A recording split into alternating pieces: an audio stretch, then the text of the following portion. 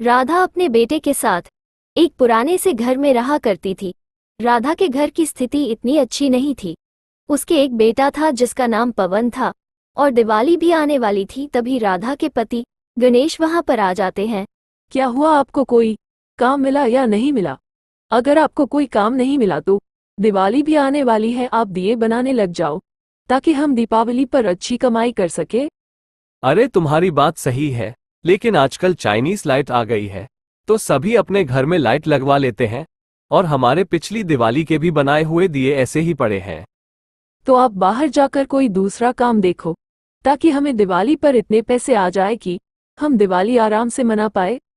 तो चलो ठीक है, मैं बाहर जाकर कोई काम देखता हूँ ताकि 2 पैसे कमा सकूं और दिवाली अच्छे से मना सकें। फिर गणेश कोई काम की तलाश में बाहर चला जाता है ताकि 2 पैसे कमा सके। माँ, दिवाली आने वाली है, सब लोग पटाखे और नए कपड़े लाने के लिए जा रहे हैं। मुझे भी दिलवाओ ना नए कपड़े व पटाखे। क्यों नहीं बेटा, तुम्हारे पापा को आने दो, फिर मैं तुम्हें नए कपड़े व पटाखे दिलवाऊंगी। इतनी बात सुनकर पवन बाहर खेलने के लिए चला जाता है और पवन की माँ राधा किचन का काम करने के लिए किचन में चली जाती है। गणेश को बाहर किसी खान में काम मिल चुका था। गणेश खान में पत्थर खुदाई का कार्य किया करता था ताकि वो 2 पैसे कमा सके और अपने बेटे के लिए नई ड्रेस व पटाखे ला सके। लेकिन उनके पड़ोस में एक घर जो बहुत पैसे वाला था, लकी पवन का दोस्त था, इसलिए पवन लकी के पास खेलने के लिए चला जाता है। अरे क्या बात है लकी, तूने तो दिवाली के लिए अभी से पटाखे लेकर आ गया। अरे ऐसी कोई बात नहीं है, वह तो मेरे पापा ने मुझे ये पटाखे दिलवा दिए थे। कहाँ, तुम इनको छोड़ दो, फिर मैं तुम्हें नए और दिला दूंगा। वो दोनों बातें कर रहे थे, तभी उनकी बातें लकी की दादी माँ सुन लेती है। वो बहुत अच्छी थी। अरे क्या हुआ बेटा, तुम्हें भी पटाखे चाहिए? लो मैं तुम्हें कुछ पैसे दे देती हूँ, तुम पटाखे ले आना। दादी माँ पैसे गिनने में लग जाती है। तभी लकी की मम्मी सुमन वहां पर आ जाती है। वो बहुत घमंडी थी। माँ, आप ये क्या कर रही हो? आपको कोई पैसे देने की जरूरत नहीं है। आपको पता है कितनी मेहनत करने के बाद पैसे आते हैं और तुम ऐसे ही पैसे देने लग जाती हो। अरे बेटा ऐसे नहीं कहते, ये भी हमारे बेटे जैसा ही है। अगर मैं इसे कुछ पैसे दे दूंगी तो हमारा क्या हो जाएगा, और यह भी पटाखे से खेल लेगा। पवन, तुम अभी यहाँ से चले जाओ और कभी भी मेरे लकी के पास खेलने के लिए मत आना। तुम्हारी वजह से हमारे घर में झगड़ा होता है। इतनी बात सुनकर पवन वहां से चला जाता है। सुमन एक घमंडी औरत थी और अपने पैसों का उसे बहुत घमंड था। उसे किसी पर भी दया नहीं आती थी। बेटा तुम्हें ऐसा नहीं करना चाहिए था। दिवाली एक त्योहार है, इसे हम सब लोग मिलकर मनाते हैं, तभी खुशियां बढ़ती है। माँ, तो हम क्या करें? सभी गरीब लोगों को जा जाकर पैसे बांटे। हमें भी तो इतनी मेहनत से पैसे कमाते हैं, हमें भी कोई लाकर नहीं देता है। इतनी बात कहकर सुमन गुस्से में अपने किचन में काम करने के लिए चली जाती है और फिर पवन भी अपने घर पर आ जाता है। मम्मी इधर आओ, मुझे आपसे बहुत जरूरी काम है। पवन के चिल्लाने की आवाज सुनकर उसकी मम्मी राधा पवन के पास आ जाती है। मम्मी, लकी भी अपने लिए पटाखे व नई ड्रेस लेकर भी आ गया और आपने मुझे अभी तक कुछ भी नहीं दिलवाया। अरे मेरे राजा बेटा, तुम टेंशन क्यों लेते हो? तुम्हारे पापा को आने दो, फिर मैं तुम्हारे लिए नई ड्रेस व पटाखे सब कुछ लेकर आ जाऊंगी। फिर पूरे शहर में पटाखे व रॉकेट सब छूटने लग जाते हैं। पूरा आसमान सतरंगी हो चुका था क्योंकि आज कच्ची दिवाली थी और सभी लोग अपने पटाखे छोड़ने लग जाते हैं और लकी का भी घर अच्छी डेकोरेशन व लाइटों से सजा दिया जाता है। लकी के घर वालों के पास पैसों की कोई कमी नहीं थी, इसलिए वो दिवाली पर फुल खर्चा कर रहे थे और अच्छी अच्छी चीज वो पटाखे सब कुछ ला रहे थे। लेकिन लकी अपने घर पर गुमसुम सा बैठा हुआ था क्योंकि आज कच्ची दिवाली थी और लकी के पास ना तो एक नई ड्रेस थी और ना कुछ छोड़ने के लिए पटाखे। तभी कुछ देर बाद लकी के पापा भी आ जाते हैं और वहीं पर उसकी माँ भी आ जाती है। अरे अच्छा हुआ आज आप आ गए। लो मुझे कुछ पैसे दे दो, मैं लकी के लिए एक नई ड्रेस व कुछ पटाखे व घर का सामान ला सकूं। अरे क्या बताऊं, भाग्यवान सेठ ने पैसे देने से मुझे मना कर दिया। उन्होंने कहा कि अभी तुम्हें आए हुए पूरे 10 दिन भी नहीं हुए और मैं तुम्हें पैसे नहीं दे सकता। अगर तुम 1 महीना पूरा कर लोगे तो तुम्हें तुम्हारे हिसाब के पैसे मिल जाएंगे। तो पापा मैं अब दिवाली पर नई ड्रेस व पटाखे नहीं ला सकता? इस बार की दिवाली हमारे सबसे खराब गई है। ना तो हमारे पास खाने के लिए कुछ अनाज है, ना माता रानी की पूजा करने के लिए सामग्री, ना कोई बच्चों को खिलाने के लिए मिठाई। लेकिन राधा व गणेश जो बातें कर रहे थे वो सारी बातें सुमन सुन लेती है। वो बाजार से कुछ सामान लाने के लिए गई थी और वो उनकी बातें सुनने में लग जाती है। उनकी बातें सुनकर उसकी आंखों में आंसू आ जाते हैं और वह रो पड़ती है। कुछ देर रुकने के बाद सुमन अपने घर पर माँ के पास चली जाती है। सुमन से उनकी ऐसी हालत देखी नहीं गई और वह अपनी माँ को सारी बात बता देती है। माँ, आपने बहुत सही बात कही थी, मैंने आपकी बात नहीं सुनी, मुझे माफ कर दो। माँ, मुझसे बहुत बड़ी गलती हुई जो मैंने आपकी बात नहीं मानी। अरे क्या बात हुई सुमन, पहले मुझे बात तो बताओ, तभी मुझे पता चलेगा। माँ, मैं अभी राधा के घर की हालत देखी है। उनके पास खाने के लिए अनाज भी नहीं है और ना ही माता रानी की पूजा करने के लिए सामग्री। हमें सबकी मदद करनी चाहिए ताकि वह भी खुलकर दिवाली मना सके। ये तो बहुत अच्छी बात है कि बेटा सुमन तुम्हें सारी सच्चाई अपनी आंखों से देख ली, तभी तो मैं पवन को कुछ पैसे दे रही थी। फिर अगले दिन की सुबह हो जाती है। चारों तरफ दिवाली के पटाखे और धूम धड़ाके की आवाज आ रही थी। लकी भी अपने पास एक नई ड्रेस, नए जूते व नई बेल्ट व नई टोपी लगाकर आ जाता है और तरह तरह के पटाखे रॉकेट छोड़ने लग जाता है। सब बहुत खुश थे। चारों तरफ के घर जगमगा रहे थे। चारों तरफ से लाइट की रोशनी ही रोशनी आ रही थी। माँ, आज दिवाली है और सब लोग पटाखे छोड़ रहे हैं और नई ड्रेस पहन रहे हैं। माँ, आप मुझे नई ड्रेस व पटाखे क्यों नहीं दिलवाती? अपने बेटे की यह बात सुनकर राधा के आंखों में आंसू आ जाते हैं। लेकिन तभी वहां पर सुमन आ जाती है। उसके हाथों में बैग थे। ये लो सुमन, अब आपको चिंता करने की कोई जरूरत नहीं है। मैंने इस थैले में आपके घर के लिए राशन व माता रानी की पूजा करने के लिए सामग्री तथा पवन के लिए नई ड्रेस व पटाखे हैं।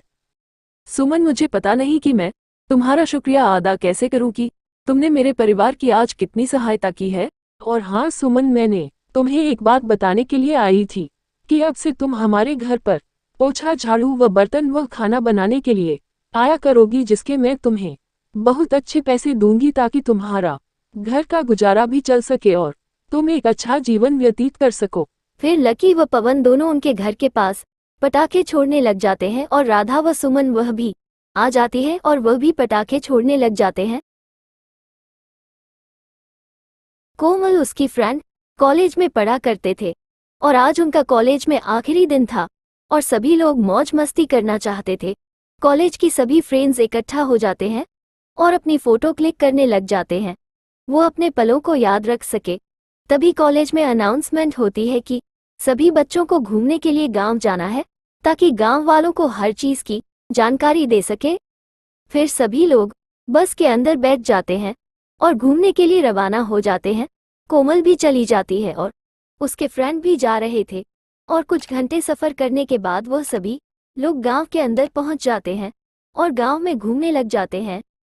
फिर गांव में कोमल व उसकी फ्रेंड वह दोनों ही घूमने जा रही थी। तभी गांव में उन्हें गांव का एक सुंदर लड़का जो एक्सरसाइज कर रहा था वह दिखाई देता है। कोमल व उसकी दोनों फ्रेंड उस लड़के को देखते रह जाते हैं क्योंकि उस लड़के की बॉडी बहुत अच्छी थी। अरे सुमन, देख यार, इस लड़के की बॉडी कितनी अच्छी है और सुंदर भी कितना है। मैं तो ही लड़के को अपना दिल दे। बेटी चल इससे बात करते हैं। हाय, मेरा नाम कोमल है और हम आपका गांव घूमने के लिए आए हैं। क्या आप हमारी एक हेल्प कर सकते हो? हमें आपका गांव घुमा सकते हो? हाय, मेरा नाम राजेश है और मैं इसी गांव का हूँ। मैं आपको घुमा सकता हूँ, लेकिन कुछ समय बाद थोड़ा मुझे काम है। राजेश गांव की जानकारी दे रहा था लेकिन कोमल की नज़र राजेश की आंखों में थी। कोमल को राजेश बहुत अच्छा लगा था। अरे मैडम, आपकी कहाँ पर नज़र है? मैं तो आपके गांव की जानकारी दे रहा हूँ और आप किस ख्यालों में खोई हुई हो?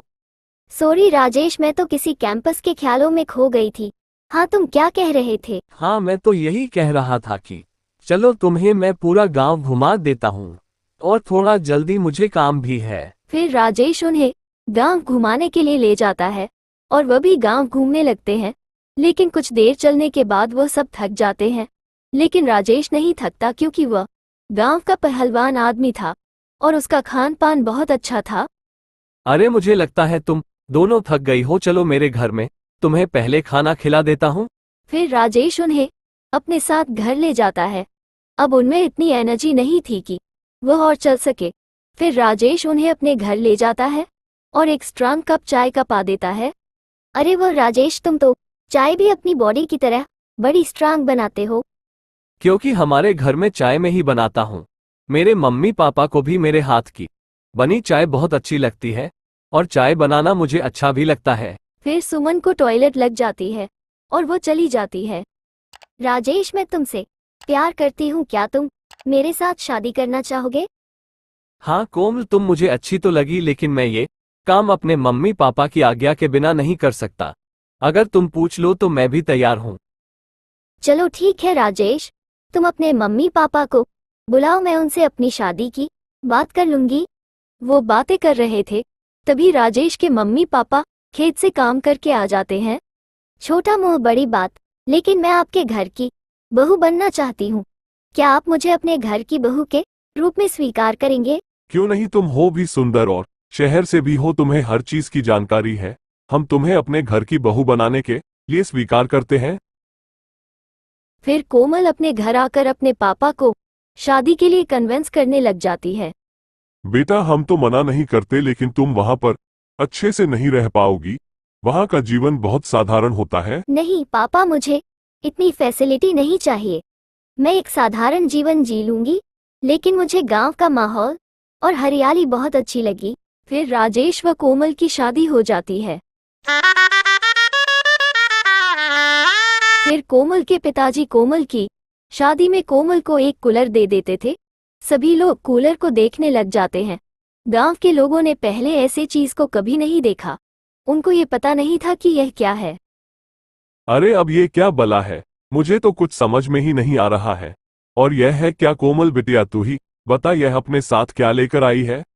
अरे पिताजी, यह कूलर है। इससे हम जब चाहे तब ठंडी हवा ले सकते हैं। अरे तब तो मुझे बहुत बड़ी गलती हो गई। ये तो देवता है, देवता तभी तो यह तब चाहे ठंडी हवा दे सकते हैं और मैं देवता को हाथ लगा दिया। अरे मैंने तो पाप कर दिया, मैं क्या करूं? अरे नहीं पिताजी, यह देवता नहीं है, यह एक मशीन है जो लाइट से चलती है और गोल गोल घूमती है, जिससे हमें ठंडी हवा मिलती है। फिर कोमल कूलर के पास चली जाती है और उसका बटन दबाकर उसे चालू कर देती है। फिर कूलर से ठंडी ठंडी हवा आने लग जाती है और पूरा रूम ठंडा हो जाता है। अरे वाह कोमल बेटा, तुम तो बड़ी अच्छी चीज लेकर आई हो। ये तो बहुत ठंडी हवा देता है।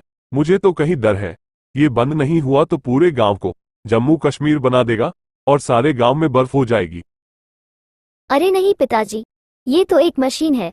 हम इसे जब चाहे तब चालू कर सकते हैं और जब चाहे तब बंद कर सकते हैं। परिवार में पैसे होने से कुछ नहीं होता। अपने परिवार में शांति और प्रेम होना भी बहुत जरूरी है, जैसे कोमल के परिवार में है। इनके पास इतने पैसे ना हो, लेकिन दिल बहुत बड़ा है और रहते सब मिलजुल कर है।